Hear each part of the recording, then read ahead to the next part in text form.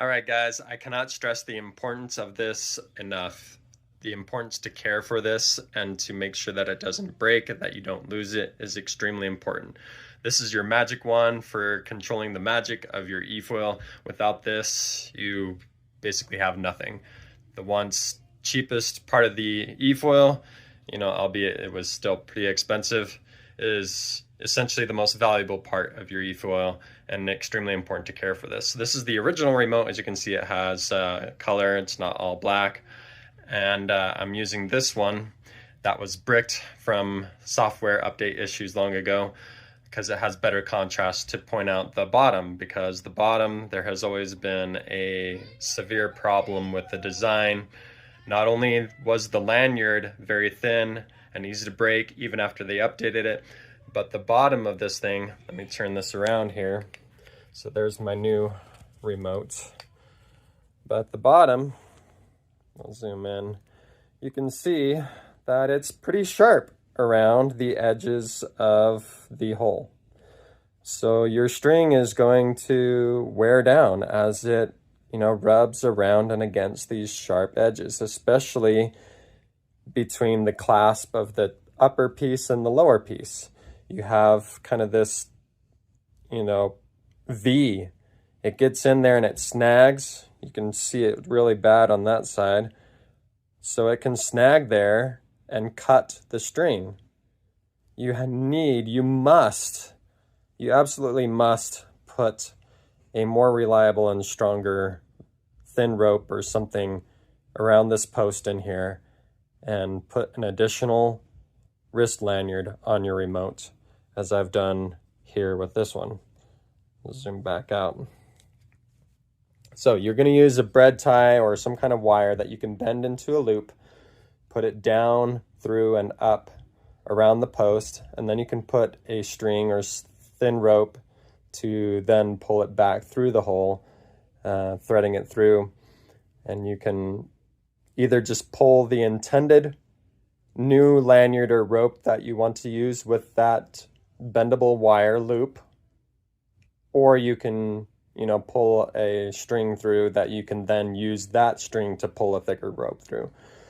So that's what I found to be most useful, is some kind of wire that you can bend into a loop and then put that loop through and out the other side to thread something back through. And so I have this pink nylon rope. It's a thin nylon rope, but it's still stronger than the black one.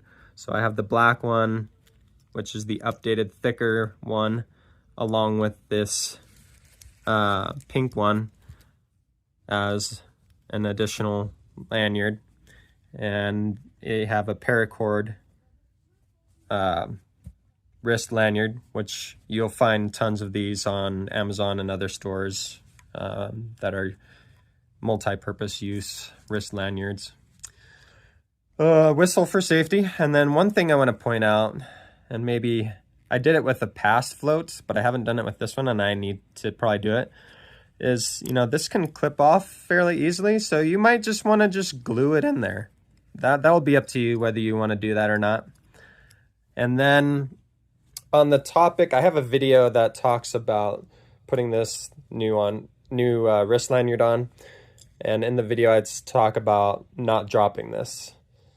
Most people across the entire eFoil industry as a whole will recommend dropping the entire remote because it will ensure that you get off the trigger. I personally will just simply release the trigger and I'll hold the handle up high, because when you hold both arms up high, you can get in a good habit of protecting your face from falling on the board, falling on the wing. It's just a good habit. And you'll probably be less likely to hit the remote on the board or anything else. But this remote is fairly large compared to some other remotes on the industry. And I've tried dropping the remote entirely, and I don't like this thing flopping around and potentially hitting me. So I prefer to just let off the trigger. So that's going to be up to you, whether you're someone who can reliably get off the trigger with just your finger, or if you need to drop the remote entirely. That's the safest thing, is whatever necessary to make sure that you're getting off the trigger on a fall. So yeah, and then you'll want to do what you can to waterproof this thing.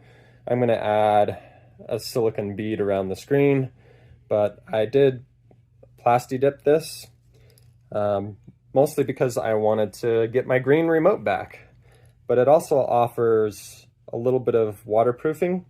I would fill the holes with some kind of glue or something else that's gonna, the screw holes, you know, with something that's gonna prevent the water from getting inside. Put a bead of silicone or something around the perimeter of the screen. But this not only adds a little bit of waterproofing, but also some protection from bumps to and from the remote. So yeah, that's it. Protect your magic wand, my friends. Protect it.